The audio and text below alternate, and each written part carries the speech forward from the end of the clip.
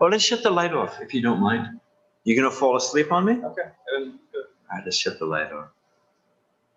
So we're okay now, Mataji? Yes. So okay. You're able to. Yes, we can see your screen. In your life, Well, let's shut the light off, if you don't mind. You gonna fall asleep on me? Okay. Good. All right, let's shut the light off. There's the time lag. We're okay now, Mataji? Your light. Yes. Yes. So, okay. You're able to. Yes, we can see your screen. In your life. Well, let's shut the light off, if you don't mind. You gonna fall asleep on me? Okay. Mataji, can you mute all the people on the phone? There's the time Or lag. You know, Mataji? Your light. Okay. You're able to. Yes, we can see your screen. Okay, I think that's good. Hare Krishna. Mukunda, we need some water. Yes, I will get that. Thanks. So we're ready to go, Mataji? You tell me what to do.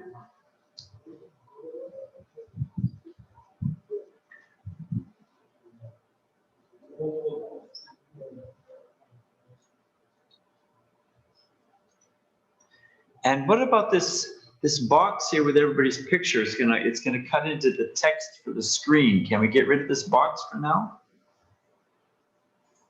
I mean, I can do it on my side by this. Yeah, so now it's good. But did that do it for the other people? Okay, fantastic.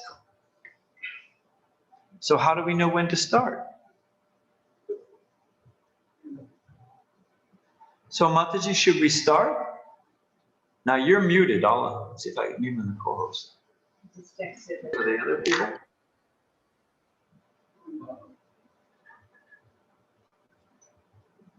So I think she's saying You are on. Yes, you are. So You are on. Mataji, should we start? Yes, please. Yes. Now you're muted. I'll see if I can mute the co-host. Mataji, are you playing it on YouTube also on your computer? Or on Facebook? Can you mute the Facebook on your computer, Mataji, please? I think she's saying. Or is it? Yeah, that'll open. Thank you. Thank you very much. All right. Namo Om Vishnu Padaya Krishna Gustaya Bhutale Srimati Bhakti Vedanta Swami Nitanamani Namaste Saraswati Devi Gauravani Pacharani Nirvisesha Sunyavari Vaskachada Satarani Shri Krishna Chaitanya Prabhu Nityananda Shri Dvaita Gadadhara Shivasari Gaur Bhakta Vrinda Hare Krishna Krishna Krishna Hare Hare Hare Ram Ram Ram Hare Hare. Mukunda, I need your watch. Oh, he went to get some water. He'll be back. This is a 3-day course. Thanks a lot. But it doesn't matter. You can pick it up any one of the days it'll be. But it does come in 3. I travel a lot, and people are always asking me, you know, what's the secret? What's the key? What's the shortcut? You ever take an open book test? You know that you take the test and you can actually access the books. So actually everything is there in Srila Prabhupada's books. Thanks. And what this is, well, we'll just start. So this is a 3-day course, and they're coming from the Prabhupada's books and keys for advancement in spiritual life. Because we want to be serious. We want to advance. We not just want to, tread water. We want to advance. So these comments, these points, this PowerPoint, comes from Srila Rupa Goswami's Nectar of Devotion and Nectar of Instruction. And it also comes from Krishnadas Kapiraja's Chaitanya Charitamrita. So those are the sources of these keys to success. Now, we call this the science of self-realization. And I was saying the other day, when we were in Detroit, we used to go to Windsor, Canada.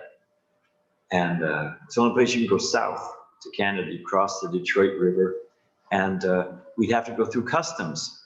And one time, the Canadian customs, we would say these are religious books, spiritual books, therefore they should be exempt from tax.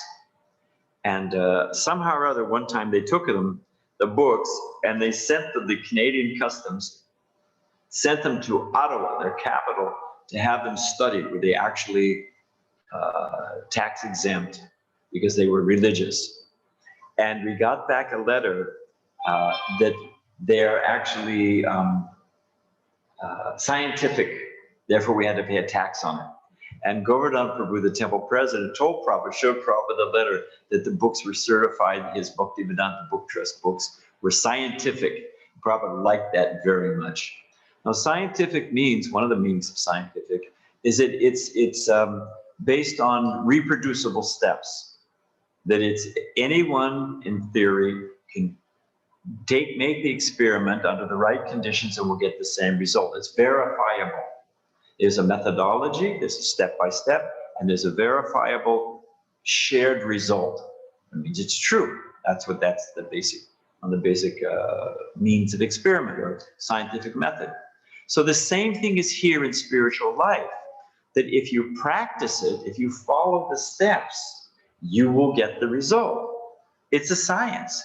And you will actually see, you won't just believe. There's another slideshow we'll do in the evening. It's not just blind faith or I hope or maybe or, if I just wish hard enough. It's no magical thinking. It's actually, if you follow the steps, you'll get the result. You will see Krishna face to face. And even before that, you will feel yourself. What is the proof? We become detached from material life, all the sense push of the tongue and the belly and the genitals and all of those pushing factors diminish. So there's proof that it works. Just like if you're taking medicine, the fever goes down.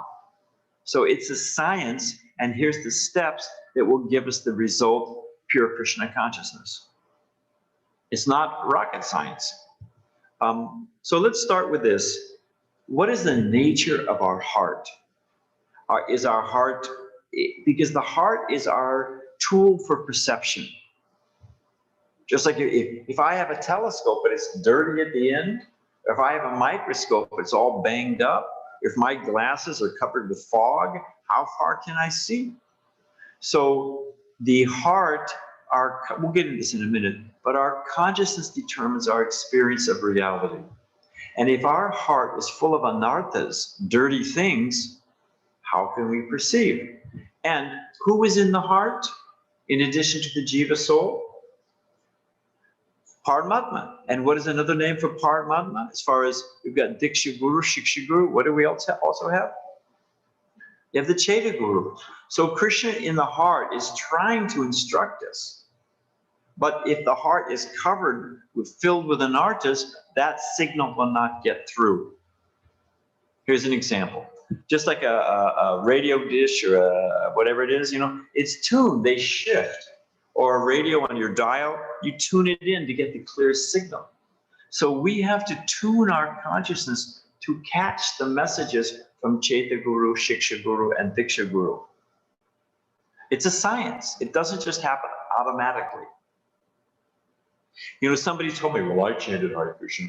He was a science student. I chanted Hare Krishna, didn't work for me. I said, let me ask you a question. He was in the UCS, the University of California, San Diego science classes. And he was working to get a PhD. Now, to get a PhD, 4 years in the university, 2 years as a master, and usually a minimum of 2 years to get a PhD. That's 8 years you have to invest. And certainly in the PhD program, you have to become a disciple of whoever your professor is. If you have to do their research for them, you have to become submissive inquiries. You have to render service. So you have to seriously invest 8 years of your life and serve your professors with faith and attention, and then you get a PhD. So do you think that you're just going to pick up your bead bag, Hare Krishna, and I understand Krishna? If you seriously spend 8 years following these steps, they're going to be described here, you'll become Krishna conscious. It works. But there it is. Krishna sends guidance via the Chaita Guru, Diksha Guru, and Siksha Guru. The signal is coming, but we have to be tuned into it. So this is how to tune into it. People say, show me the truth. Just show me God. Well, you think God is so cheap? Where does Krishna like to sit? Where do we like to sit? Do you go for a vacation? Over here at this hotel, they've got all these brochures of all the different places you can visit. So many. The world's largest ball of string, or, whatever. They got all these things you can sing. Do they have a brochure or a pamphlet that tells you, oh, come vacation at the city dump? Is that a very popular vacation spot? Where do we like to go? Where it's clean and beautiful. And so where does Krishna like to sit? So if we want Krishna to sit in our heart, he's there. But we want him to manifest to us, the heart has to be clean. It's a precursor. How will you have a match, but you put it to wet grass? Okay, we'll get there. Same thing, cleaner, cluttered consciousness. Bhaktisiddhanta Saraswati Thakur, Prabhupada's spiritual master, of course, was asked, why do some disciples don't advance in spite of so much effort? And there's the famous story of the wedding party. So in Bengal, they take advantage of boat service. There's so many nice rivers. So they take advantage of boats for their transportation. So there was a family, and the daughter was getting married. So the whole family, the bride's side, they were going up to the groom's village. So they all got in the boat, and they're getting in the boat in evening time, and the boatman rows all night, and they're there by morning. Perfect arrangement. So they told the gold, we'll give you an extra gold coin, you get us there by morning time. So they all lay down, take some rest, sleep for the night, thinking that when they wake up, there'll be a nice wedding and feast. And the boatman's very happy. He's going to get his gold coin. So he's rowing as fast as he can. He's rowing hard and fast. They all wake up in the morning. They look, and instead of seeing the groom's village, where are they? They haven't moved an inch. They're right there by the dock where they started. So they're thinking, wait, you rascal boatman, we went to sleep. You must have gone to sleep. He says, no, look, I'm covered with sweat. I've been working all night long. Does anyone know how the boatman was rowing all night long? Full endeavor, but they hadn't moved an inch. What's the reason? Who said it? Yeah, it didn't pull up the anchor. So unless we pull up our anarthas, unless we pull up our attachments, we're not going to advance. If I put a rope, if you fall into a well, classic Bhagavatam example, you fall into a dry well. I come to help you. Help me, get me out. I lower a rope down to you. Will that do the job? What do you think? Will that do the job? Part of the structure. Will that do the job? Why not? Why not? I'm in a well. I lower a rope. Will a rope, just lowering the rope, will that save me? You got to grab onto it. Malati Devi told me that Prabhupada was a Pandal program, South India. He was leaving. One man grabbed Prabhupada's feet. Oh, save me, Swami, save me. Prabhupada said, yes, I can save you, but you must do the work. So we need to do the work. So that's what we're talking about. You see the farmer, rice farmer in Bengal, he's doing two things. She's doing two things. They're putting in the shoots, but they're also pulling out the weeds. If you don't pull out the weeds, what happens? It chokes out the sprout. If you just pull out the weeds, but you don't put the sprout, you have to do both. We have to plant the seed, we have to water the seed, and we have to protect the seed. So we get the Bhakti Lata Bija, the seed in the heart. You've got to water it, and you've got to protect it. All those, otherwise it will not grow. One of the first lecture First time I ever heard Prabhupada speak, 1969, the old Los Angeles temple. And I love sweets. Yeah, thus diabetes. But I do love sweets, and especially I love baked things. You know, nice cookies, pies, cakes. And I used to have donuts every day for breakfast. That was my, you know, growing up as a materialist. But you know, in the carne world, the donuts, they all have eggs in it. So I had to give them up. So I was going without donuts and feeling the tapasya of the thing. I walked into Prabhupada's lecture. We were late, you know, devotees, we arrived late.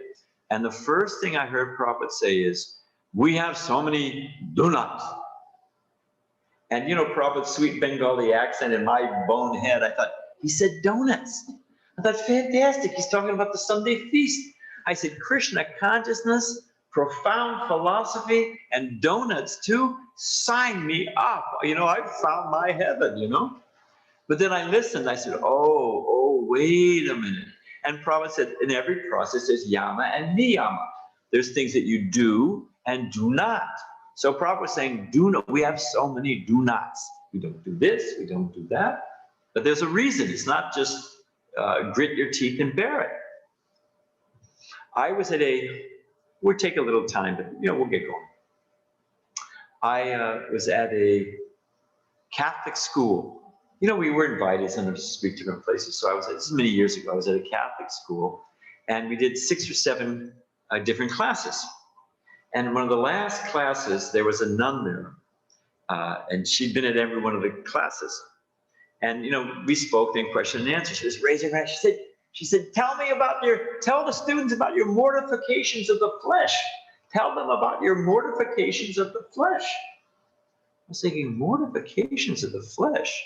I mean, in some Catholic monasteries or orders or sects, they have these little whips. They'll whip their backs, even to the point of bleeding, so they can feel the pain of Jesus crucified on the cross.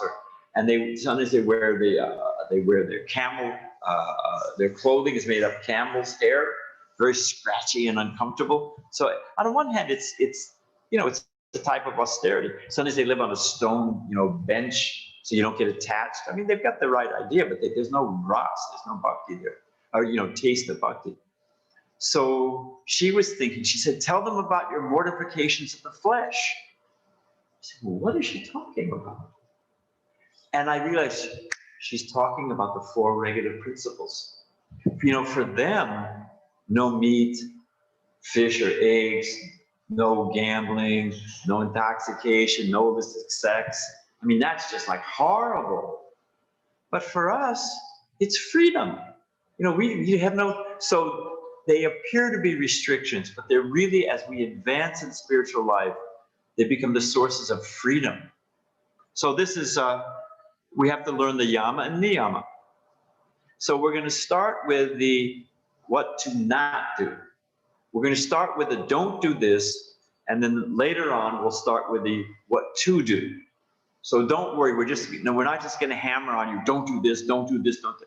We'll get to the positive later on, but we have to do both.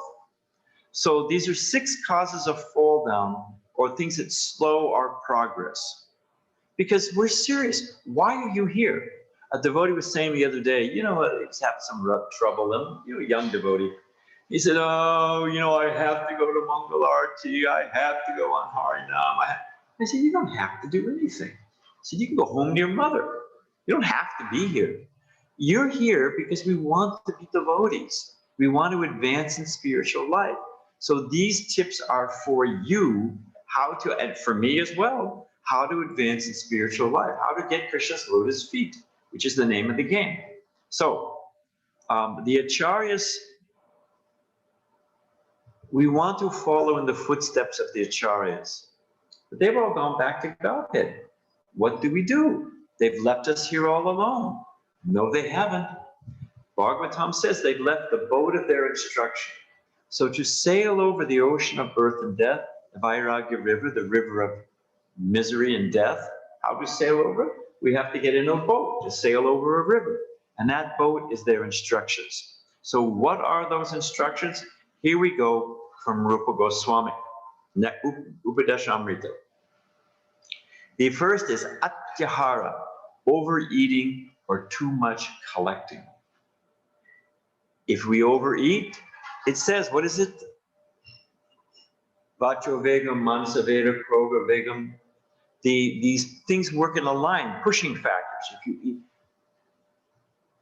what is it? Atasi Krishna namade namaved brahmi indriya. Sevamukhi jiva dao. Atasi, what is the last line? Yeah, so the first sense to control, the king of the senses, is if we control the tongue. If you control the tongue, then you can control the belly, then you can control the genitals. And Rupa Goswami says, you control the tongue, we cannot take the kingdom of God by storm. You can't capture Krishna. But if we learn to control our senses, then we can actually, everything becomes peaceful and we can understand. So overeating or over collecting, too much stuff, more, better, better. So that's atyahara.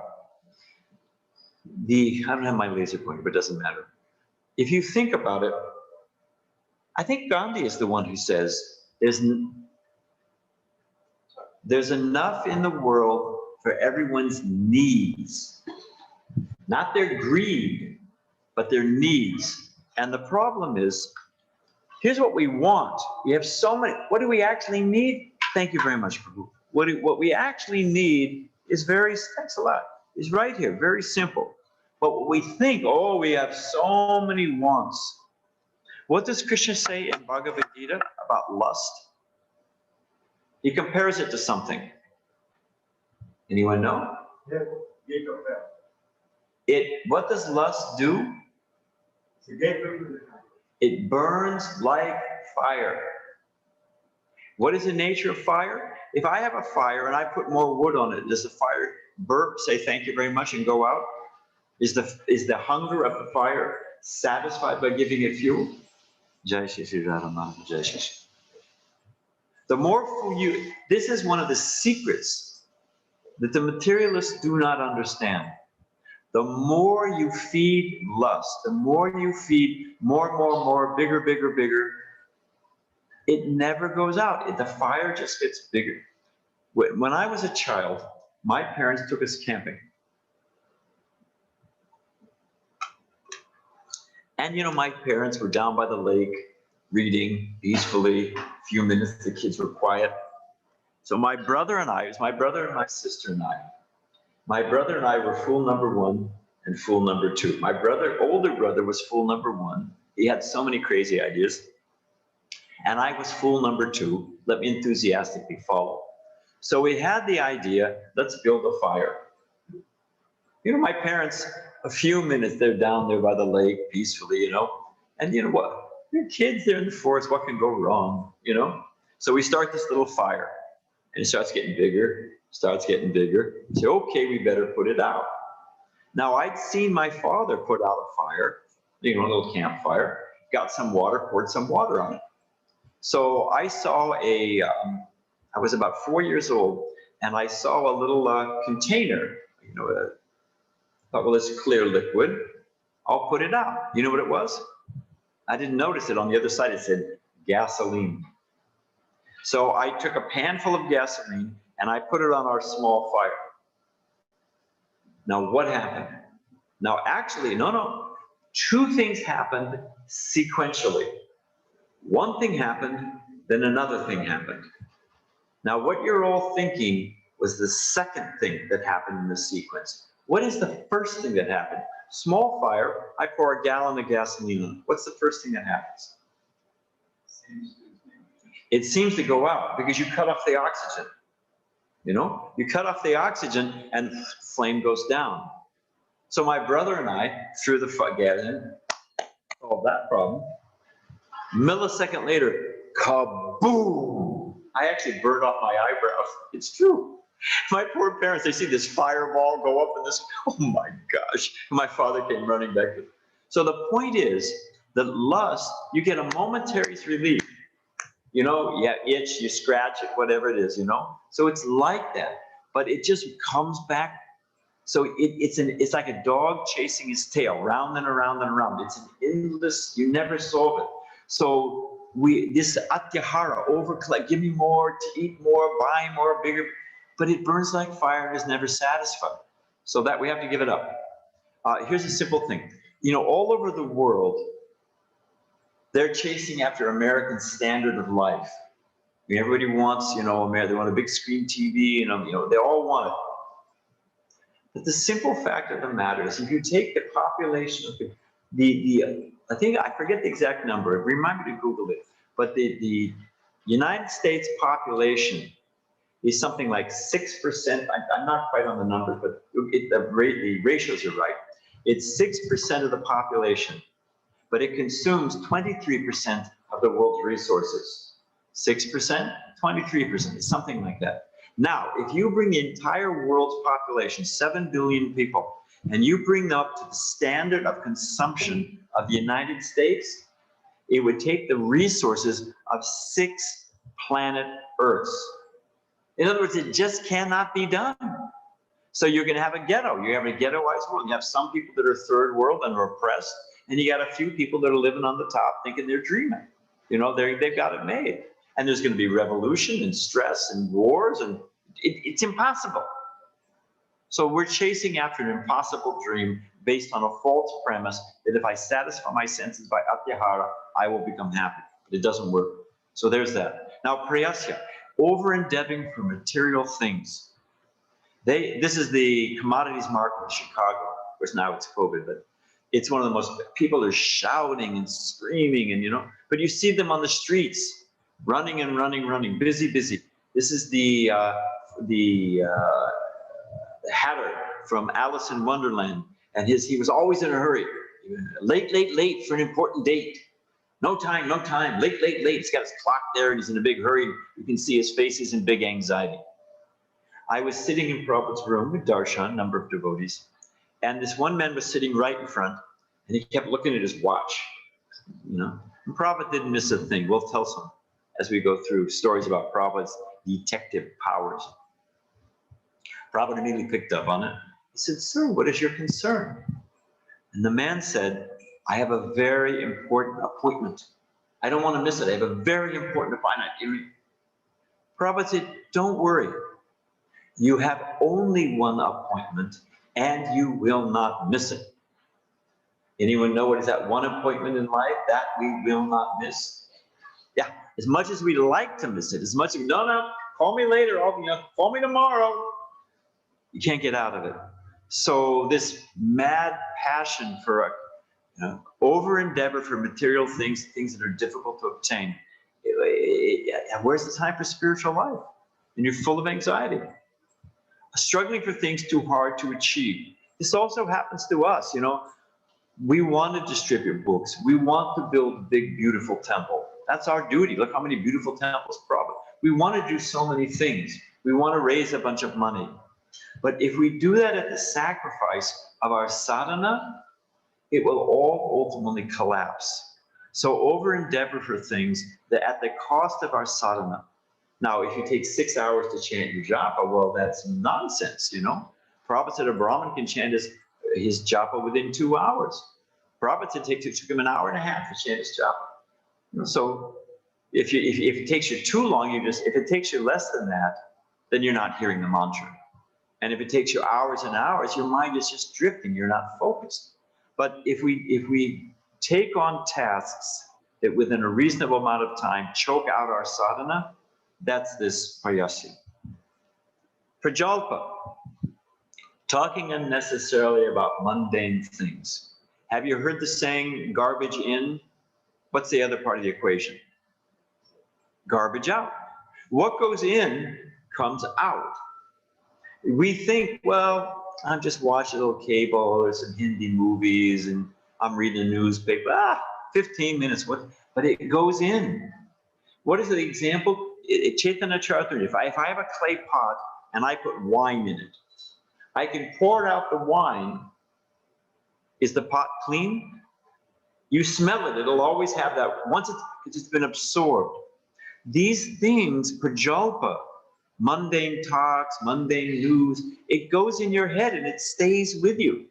It has an effect.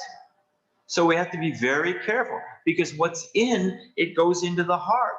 It comes out in our dealings, in our experience, and the way we see the world. It is a disease. It's an infection. We're worried about COVID. Well, what about prajalpa? It plants the, oh, Prabhupada's joke about, here's the example of mundane news. It's Prabhupada's joke. A Christian minister was preaching to the coal miners in Newcastle in England. And he was telling them, you've got to surrender to Jesus. Now they're simple coal miners. They were saying, Jesus, we don't know who he is. What's his number? Every miner has a number. What's his number? I said, no. I mean, the priest said, no. He's not like you. He's Jesus Christ as Lord. And if you don't surrender to him, you'll go to hell. Very simple. They said, well, what's hell? Now remember, they're miners. So, oh, it's in the center of the earth, and it's hot, and you have to slave. We're totally unaffected. That's their life already. No problem for them. So then the priest was intelligent. He said, but in hell, there's no newspaper. Oh, horrible. They were there. They were very frightened. They better pay attention. And Prabhupada, you listen to the tape. Because Prabhupada's living in New York, you know. So he used to see the Sunday New York Times. Have you ever seen this? You know, the Sunday newspaper is always thick. But the Sunday, somebody sent me the figure how many acres of trees it takes to print the New York Sunday Times. It's like hundreds of acres of trees. I don't know, dozens, I forget, but it's an incredible amount. So Prabhupada's big lump of newspaper. And they throw it out the next day, you know. Anybody here ever throw out a Bhagavatam? Ah, I heard it. I mean, we die before we do that. So there it is, mundane, prajalpa, and the danger it does. Also, Prabhupada gives the example that when the frog croaks, you hear them, they're singing. Actually, they're advertising, I'm here, and they're hoping some female will come and dance with them. Or they're telling the other frogs, I'm singing so beautiful, I'm powerful, I'm opulent, just hear my song. But what is the result of that? Our friend comes and thinks, oh, tasty morsel. Oh, no more frog. So we're wasting our time. We're spending our time with prajalpa, but before we know it, death comes. And it's all done. We spend our whole time watching Hindi movies and reading the newspaper and talking prajalpa.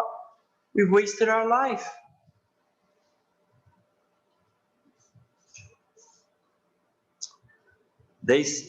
Just one last point about what kind, okay, but the tongue wants to vibrate.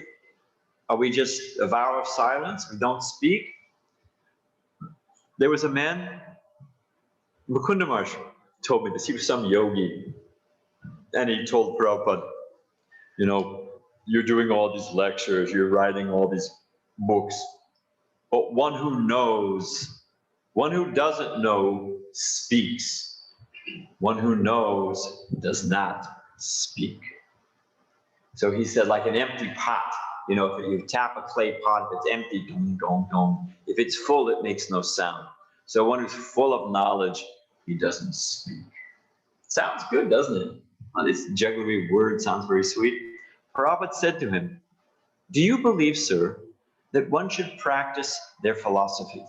If they say, if they believe it, they should practice. Yes, definitely. So Prabhupada said, your philosophy is that one who knows should be silent. So you be silent. Our philosophy is one who knows about Krishna. He speaks only about Krishna. That's real silence, to only speak about Krishna. So Prabhupada said, you practice what you believe, we'll practice what we believe. You be quiet, we'll speak about Krishna. You just saw the guy's brain, you know. That was fantastic.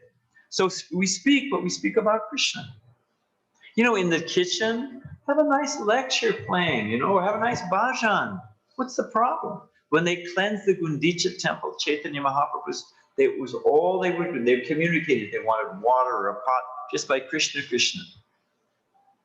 Now we go till what time? It's 8:30? Okay, so we'll go one more and then we'll take some.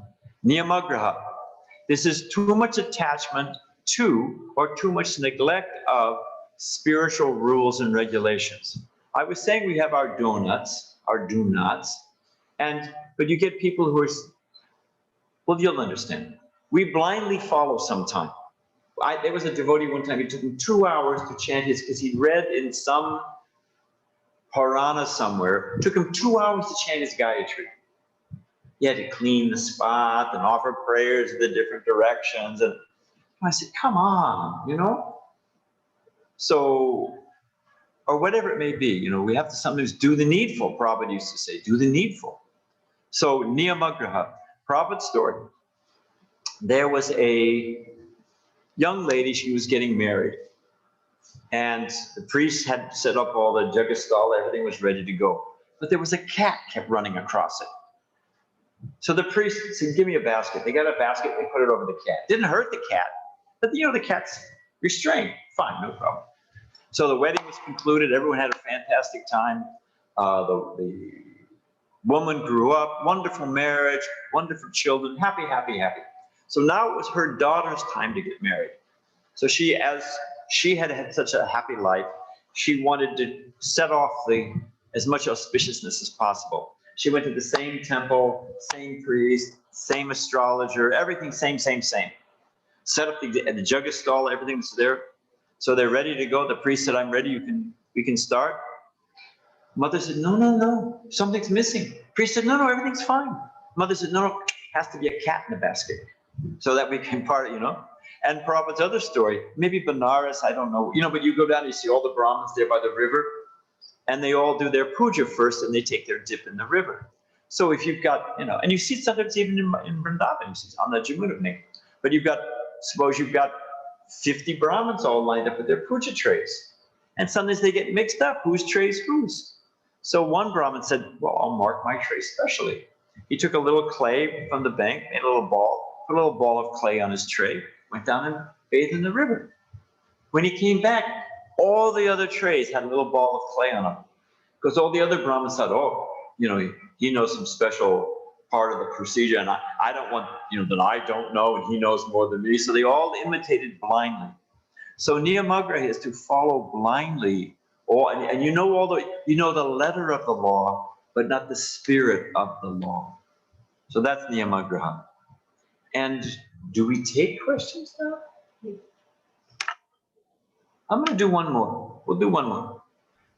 Here's another example. So attachment to, and then the other one is giving up. This is the other side of Niyamagraha, if you give it up. So we don't want to blindly follow, but you do need to follow the principles and steps. You see on the left-hand side, very nice cake, eggless, offered to Krishna, but it's very tasty looking, nice for Krishna, right? What happened? What happened to the other one? I had a devotee who was making halava. I told him the other day, I said in class, he's making halava. Now halava's water, butter or ghee, some semolina, some grain, and some sweetener, some sugar, right? So this devotee, it was just goop. It looked like pudding. What happened, you know? Well, he didn't have any farina, so he used oatmeal. Didn't have any ghee, so he used corn oil or something, you know, peanut oil.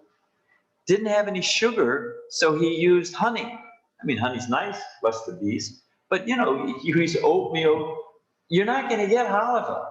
You got some goop. You got to follow the recipe. So that's Niyamagraha. And okay, we can end there. We can stop sharing the screen.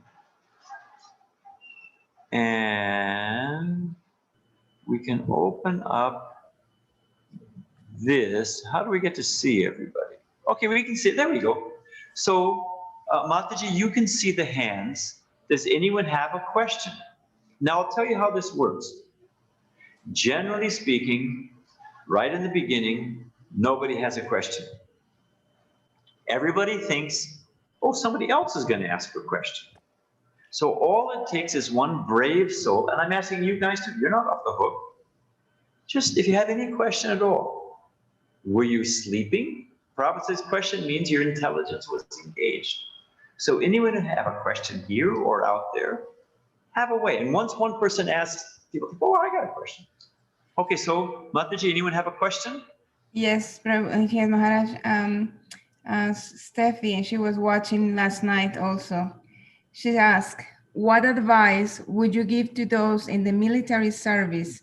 We know this important appointment you mentioned may come soon, but how to prepare when your mind may be engaged in whatever service you've been assigned to? Hey, Mataji, thank you so much for coordinating this. You're actually quite good. You know, we asked Prabhupada, I didn't ask, I was there, Los Angeles Temple, that, you know, the devotee asked Prabhupada, on the battlefield of Kurukshetra, what was Arjuna meditating on? Follow the question? What is Arjuna? In the middle of the battle of Kurukshetra, what was Arjuna meditating on? Prabhupada said, meditating. Prabhupada said he was thinking how to fix the arrow, where to aim it. You know, he was engaged in the details of the battle. But Prabhupada said that before the battle, he was meditating on Krishna. After the battle, he was meditating on Krishna. And the activity, the interim activity, was for Krishna's pleasure. So before was meditation, in the middle was for Krishna, and at the end was for Krishna. So this is the meditation of the devotee. And intermittently, we remember Krishna. But if you're there cutting the veggies for the Sunday feast, and you're meditating on the lotus feet of, you're hearing the flutes of Vrindavan, you may slice your thumb. So we're practical, and we have to do our duties. Krishna says in Bhagavad-Gita, even I have to work. If I don't work the whole, so everybody's got to work, except for sannyasis, we get to play. But well, we paid our dues.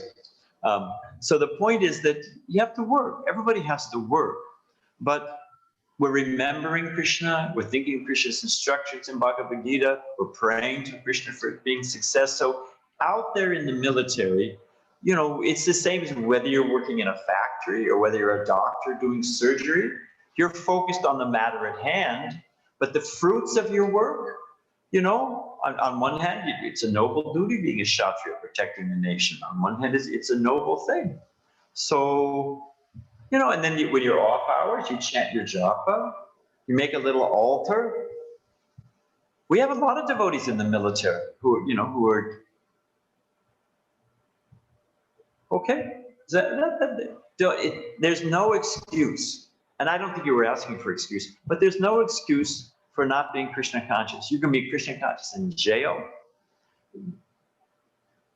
If there's another time, Mukunda, and you guys can help me remember, remind me to tell you the story. It's a historical narration about a devotee in Armenia under the Soviet times and how much he was persecuted and how in every condition, it's blissful. You'll hear it. So that we can always remember Krishna. We have to just organize our life, Okay? Okay, what's next? We have another one, Mataji? Let me see, not on Facebook. Santosh Prabhu, do you have something? Sorry, Maharaj, because we are connected actually to YouTube, Facebook, and I'm literally having. You have to manifest your Vaikuntha form. So, Santosh Prabhu, do you have a question on Zoom? I have a question. This is for Bryce. Oh, okay. Go ahead. Fire away. Hare Krishna. Hare Krishna. Yes, I'm also of military service. I served in the Marine Corps and infantry rifleman in Afghanistan in 2011, and I appreciate the relationship between Arjuna and Krishna on the battlefield. And my question pertains to dietary regulations. I know Arjuna was a Kshatriya, he was a warrior class, and that they sometimes were allowed to eat different regulations because of their class. Would you please be able to explain that? Because I feel exactly because of their class. It's not exactly because of their class. Thank you. Here's the way no, it's a very good question. But in order to become expert you know, you're in the military, you shoot. If you don't practice, you lose the edge. So I'm just thinking about the kings of Jaipur. The kings of Jaipur, they would go out, they would kill a tiger by hand. And they would go out into the little field, but it is kind of, some of these, like Man Singh, they were very great devotees. Maharaj Man Singh, his soldiers helped build the Govinda Dev temple in Vrindavan. I mean, they were powerful. Jai Singh saved the Vrindavan deities from Aurangzeb, from the persecution. So they were very, very powerful Vaishnava kings. And you can see Man Singh in Jaipur, Vaishnava Rajasthani king. They have drummers. They go out with drums and they make a big circle, like maybe 2 or 3 acres, where they know there's a tiger. And they beat on the drums and they close the circle, and the tiger ultimately, to find shelter, climbs up to a tree, and they tree him. So you get this big, beautiful tiger up in a tree. And then the king, the Raj, he goes up all alone. And the only weapon is he has a shield, and then he has, you can see them in the museum there. It's a curved blade, maybe, I don't know what, maybe a foot long, something like that, or longer. And then there's a handle and strapped to his wrist. They strap to his wrist. It's like part of his fist, a closed fist, and this blade coming out of it. And he goes under the tree, and the tiger is so angry. You know, the king of the forest. They're so angry, and they think, oh, here's the one who's causing me this grief. And they jump out of the tree onto the Kshatriya, onto the Raj. And he has to catch the weight of that tiger. And in milliseconds, he has to swing around the shield, punch through the rib cage, hit him in the heart, and kill him. If he misses, he's dead, because the tiger just wraps around and rips him to shreds. That's bravery. That's a Kshatriya. And then after killing the tiger, they take the tiger on royal procession, that he's king of the forest. Again, to offer respects, He's a Raj, I'm a Raj, let me offer respects. But the reason I mention that is not just sporting or flying in Alaska and shooting deer out of your helicopter. It hones their skill. So they would go to the forest and they would shoot deer, they would shoot different animals to keep their Kshatriya martial skills honed. And if they killed it, they didn't waste it, they ate it. But they didn't sitting home in their palace, oh, I think I'll have a McDonald's. It wasn't that at all. It was the meat that they killed in the forest to hone their Kshatriya skill. They ate that meat. But anyone else, and like I say, they didn't keep, what to speak of cows, they didn't keep a shed full of animals that they butchered and ate. No. And it wasn't that, oh, I'm hungry, let me go out and kill an animal and eat it. It was simply a matter of not wasting the byproduct of their honing their martial skills. So that's for Kshatriyas. And you don't need to do that. You're not fighting with bows and arrows. Does that answer your question, Bryce? Yes, Hare Krishna. Thank you very much. And I think for you to explain that helps me, as well as maybe those that are also. I'm retired now from military service, but I graduated from UC Berkeley recently. But those that are in military service, I know that their diet is very controlled by the military, what they're able to eat, whether. I obviously I'm not in the military, but I know some soldiers, and my experience is, even now, people, with vegan and this and that, there's a saying, where there's a will, there's a way. Now, if you're out there in the middle of a foxhole and there's nothing to eat, whatever. But my experience is that Krishna actually supplies. And if we're determined, we'll figure, there's always pasta or rice and salad and steamed beans. There's a way to do it. If we're determined, Krishna will help us. That's my general experience. I mean, the devotees used to be in the Soviet Union, before it opened up, and secretly doing. I can tell you you want some adventure, I'll tell you some CIA intrigue of the devotees behind the Soviet lines, distributing books and preaching. And they would on Ekadasi, you know, Ekadasi is the day we don't eat grains, beans and grains. So they would, it was so hard. It was not, Deva Amrita Maharaj was telling me, because he was there a lot. He said they would go into a big Soviet supermarket, big, like as big as an American market, full of aisles. The aisles had only 3 things. You'd have 10 rows of vodka, 10 rows of cigarettes, and 10 rows of canned meat. That's all you could find. They said they liked Ekadasi because they just fast. It's easier to fast than try to find. But, you know, I remember living one time when I was in Egypt in my householder days business. I was living on for about 3 days. All we could find was cornflakes and camel yogurt. Didn't kill me, although camel yogurt I do not recommend.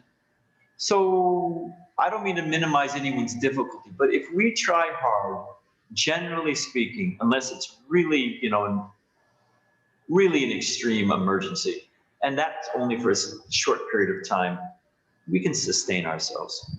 That's my experience. Better to not do it. Prabhupada said, in your eating, when in doubt, don't. Okay, anything else? We'll take maybe one more. I think you just answered another question related to meat eating. We have probably military guys connected today. So let's see. Anyways, Santosh Prabhu, you had a question, I'm sorry? I mean, sometimes you have to, you know, we had a devotee, it's another story, who was thrown in jail. And we couldn't get him out for about a week. And all he could get was bologna sandwiches. So he pulled out the meat and he ate the white bread, you know, and there was mayonnaise. I mean, what could he do, you know? And he had little tins of fruit cocktail, you know, that, I mean, it's year 2000, who knows when it was made, but, you know, he had to do what he had to do. So sometimes, you know, I mean, there was another devotee, wasn't in the military, I forget where he was, but all there was green beans and sausages, you know, and he was there for a week. So, you know, he picked out the green beans. I mean, nobody wants to do that, but, you know, you have to compensate, and Krishna understands. He doesn't understand, oh, just all, you know, well, what can I do with this, you know, and you're lazy. But if you try hard, generally speaking, I find you can do it. But okay, what's the other question about meat eating? Thank you. I'm just trying to see, I think Santosh Prabhu had a question. I'm just asking him to unmute. Go ahead, Prabhu. My question is, like I'm trying to do the rounds, I'm trying to be involved in Krishna consciousness, but like sometimes I get distracted, sometimes like like at one time I'm like too much into Krishna consciousness sometimes I'm like I'm taking a break, so that consistency is missing. How do I bring up that consistency, or how do I show up? It's a little hard. Hold on, Santosh Prabhu. I didn't quite follow. Do you say that sometimes you get too much in, it's hard to follow, and sometimes you get distracted, and then sometimes on the other side of the coin, you're too into Krishna consciousness, you don't have time for your regular life? I didn't quite follow. No, I'm just talking about Krishna consciousness. So like when I'm doing my rounds, sometimes I get distracted, or sometimes I'm like very focused. So that's one part. Let me ask you a question. Okay, I got it. I think I know where we're going.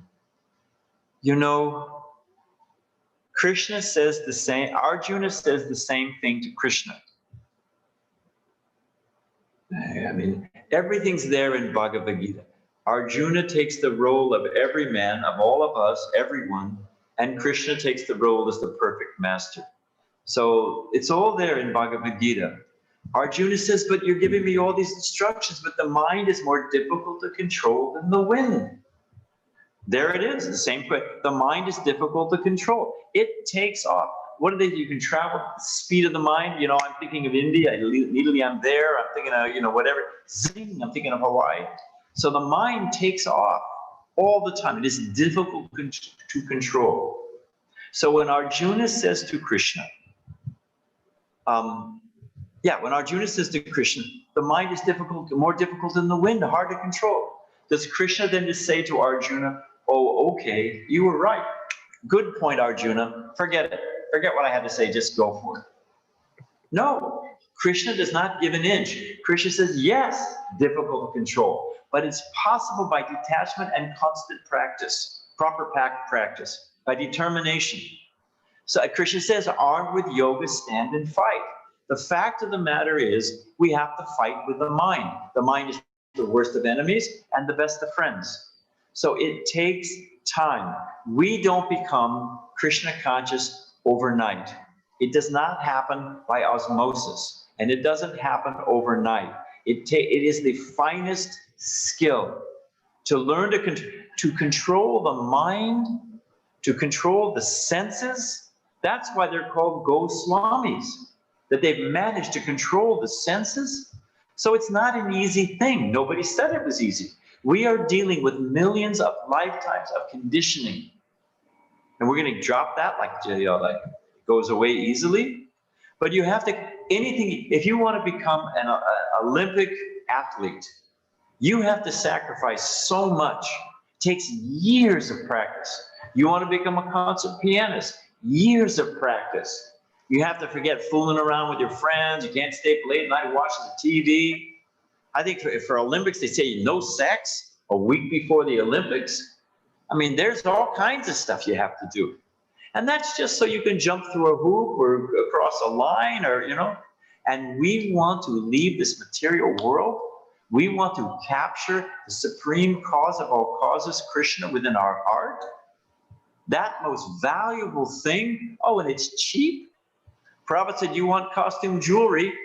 Fine. Go to the drugstore or the Walmart and buy yourself little price. But that's all you've got is costume jewelry. But if you want a diamond, you have to go to Tiffany's and you have to pay the price. So I can't water it down for you.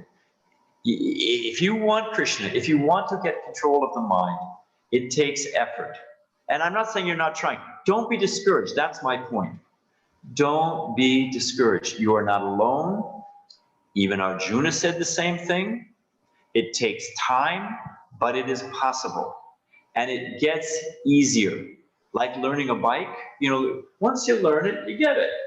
So please, Santosh, as you're doing, don't worry. Krishna says, wherever the mind wanders, you have to draw it back. It will wander. You just draw it back. And act like a wild horse.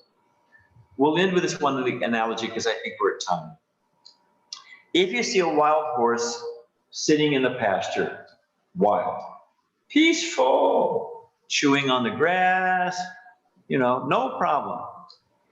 What happens when you put a saddle and try to ride that wild horse?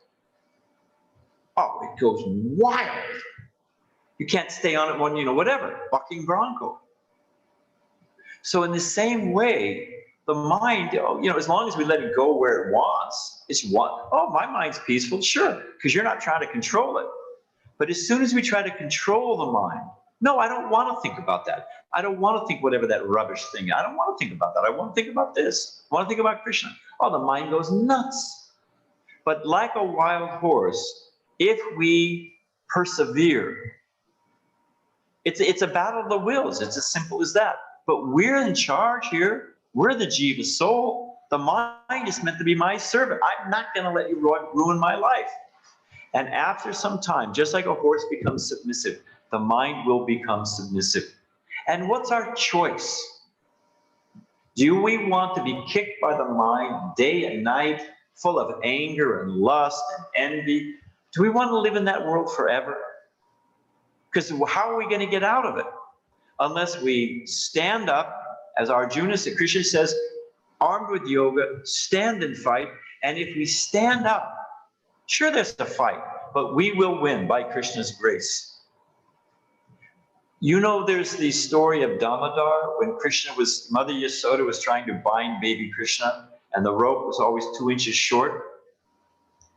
So there's 2 inches, right? You see my fingers? It was always this was the measure. It's given in the Bhagavad-Gita, these 2 fingers. So she was trying to capture Krishna. 2 inches short. Those 2 inches represent 2 things. One is our personal endeavor. That's 1 finger. The other one is Krishna's mercy. So if we want to capture Krishna, there's our personal endeavor and there's Krishna's mercy. Now, if you look at your two fingers, one is a little shorter, the other one is longer. So we make our endeavor, but the longer one, that's Krishna's mercy. Ultimately, it takes Krishna's mercy. So I swear, Krishna says, Yeyatam mam prapadyante. As they surrender, I reciprocate. So Santoshji and all of us, if you just try, and the mind is going to wander, you pull it back.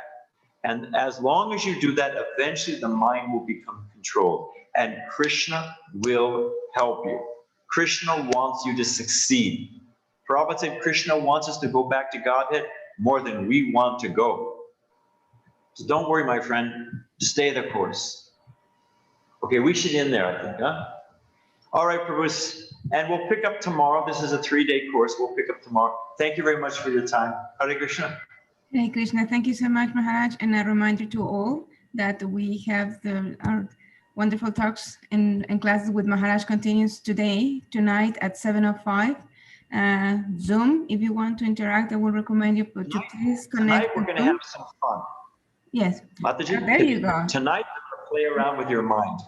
We're going to have some optical illusions, and we're going to have some quiz, and I guarantee we'll stretch your mind. I guarantee it. So anyone who doesn't have their mind stretched, money back guarantee. Oh, there you go. So then you definitely want to connect via Zoom so we can have more interactive contact with Maharaj, and also YouTube and Facebook. Thank you so much. So 7:05 today. Again, the Zoom ID and password remains the same, and I will repost it right now on Facebook. Please join us. Hare Krishna, Maharaj. Thank you very much, Mataji. Hare Krishna. Hare Krishna.